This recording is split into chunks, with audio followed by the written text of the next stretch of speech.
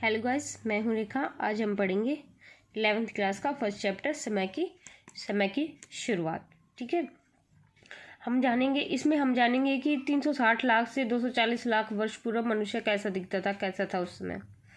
ठीक है, तो हम चलो स्टार्ट करते हैं ज़्यादा टाइम ना लेते हुए कि मनुष्य 360 से लेकर 240 लाख वर्ष पूर्व कैसा था। एक नर वानर था।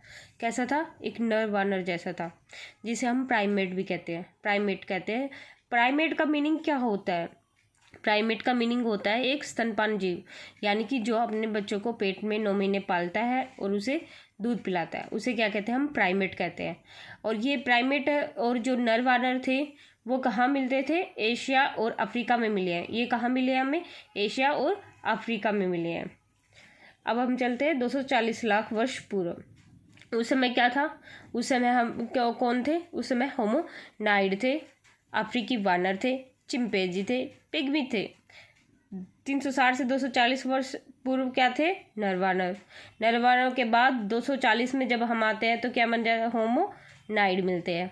अब 240 से जैसे ही हम 64 लाख वर्ष पूर्व आते हैं तो होमोनाइड की भी 2 शाखाएं मिलती है, होमोनाइड और होमिनीड। ये 2 शाखाओं में बढ़ जाता है।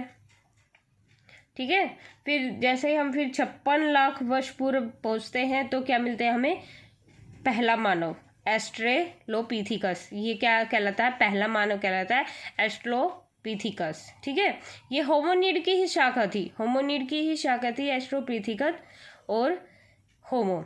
ये 2 पार्ट्स में डिवाइड हो गया था और होमो को भी आगे 3 पार्ट्स में डिवाइड हो जाता है होमो भी। ठीक है, होमो हैबिलियस, होमो इरेक्टस, होमो सेपियंस। ठीक है, फिर उसके बाद आ जो एस्ट्रोपिथिकस थे, जो 56 साल वर्ष लाख पहले दिखाई दिए थे, वो क्या होते हैं? 13 लाख वर्ष पूर्व क्या हो जाते हैं? लुप्त हो जाते हैं। ठीक है, फिर उसके बाद चलते हैं हम 1.9 से लेके 1.6 लाख पूर्व।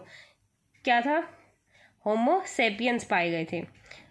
1.9 से लेके 1.6 लाख पूर्व क्या पाए गए थे? होमो सेपियंस, जिसे क्या कहते हैं? हम आज का मनुष्य कहा जाता है, जिसे आज का मनुष्य कहकर भी बुलाते हैं हम। ठीक है, तो गाइज ये क्वेश्चन उठता है कि इन सब चीज़ों की जानकारी कैसे मिली कि 64 लाख वर्ष पूर्व या 56 लाख वर्ष पूर्व एस्ट्रोपिथिकस पाए गए। इन सब की जानकारी प्राप्त हमें कैसे होती है? मानव जीवाश्म से। किससे प्राप्त होती है? मानव जीवाश्मों से। मानव जीवाश्मों से, पत्थरों के औजारों से, जो पहले के पत्थर के औजार हैं उनसे, गुफाओं में मिले चित्रों से हमें इनकी सबकी क्या होती है? जानकारी प्राप्त होती है। जो मानव जीवाश्म होते हैं उसके अंदर कार्बन डेटिंग होता है, कोई कार्बन डेटिंग, जिससे हमें उसकी अर्धायु पता चलती है। मनुष्य के अंदर जैसे 100 कार्बन डेटिंग होता है, लेकिन जब कार्बन डेटिंग को 57 साल बाद वो कार्बन डेटिंग क्या होता है? 50 रह जाता है। फिर 57 साल बीतते हैं तो वो कार्बन डेटिंग क्या होता है? तब 25 रह जाता है, फिर हाफ हो जाता है। जैसे 57 साल बीते फिर 25 का हाफ हो गया, फिर और 57 साल बीतेंगे तो 12.5 का भी हाफ हो जाएगा, 6.25। ऐसे ऐसे करके वो हाफ होता जाता है। फिर जितना कार्बन डेटिंग मिलता है उसके हिसाब से हम उसकी एज निकाल लेते हैं। ठीक है, नेक्स्ट नियडर घाटी। यहाँ से हमें क्या मिला? एक साक्ष्य मिला है, 1856 ईस्वी में मिला, एक साक्ष्य मिला है। ठीक है, और किसको मिला? एक स्कूली जो प्रोफेसर होता है उसको, एक प्राकृतिक इतिहासकार को। ठीक है, उसको क्या मिली? एक खोपड़ी मिली थी। ठीक है, जिसे का नाम क्या था? कार्ल फुलरोट। मैंने इसको ऐसे याद किया है, थोड़ी सी ट्रिक लगाई है, थोड़ी फनी है। जैसे कि स्कूल में वाइट कॉलर ऐसे चकाचक करके जाना होता है ना, वाइट कॉलर वाली शर्ट पहन के जाते हैं ऐसे ही फुल टोरे शोरे में तो यानी कि कॉलर से कार्ल, फुल टोरे शोरे से फुल रोड, कार्ल फुल रोड। फिर वो उसकी जांच करता है, एक प्लास्टिक की स्कल बना लेता है। फिर उसके बाद वो जांच करके उसके शारीरिक वैज्ञानिक को दे देता है, एक हरमन सफ हुसैन को। अपने हरमन से दे देता है, अपने मन से, हरमन से सफ हुसैन को देता है, अपने हरमन से हर तरह से खुश हो के वो उसके किसको सौंप देता है?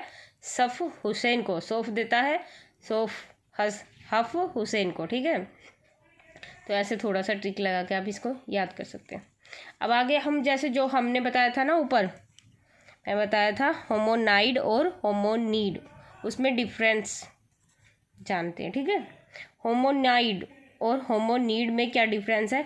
ये ना थोड़े बंदर जैसे दिखते थे, लेकिन बंदर से बड़े होते थे, ना इनकी पूंछ होती थी, ठीक है।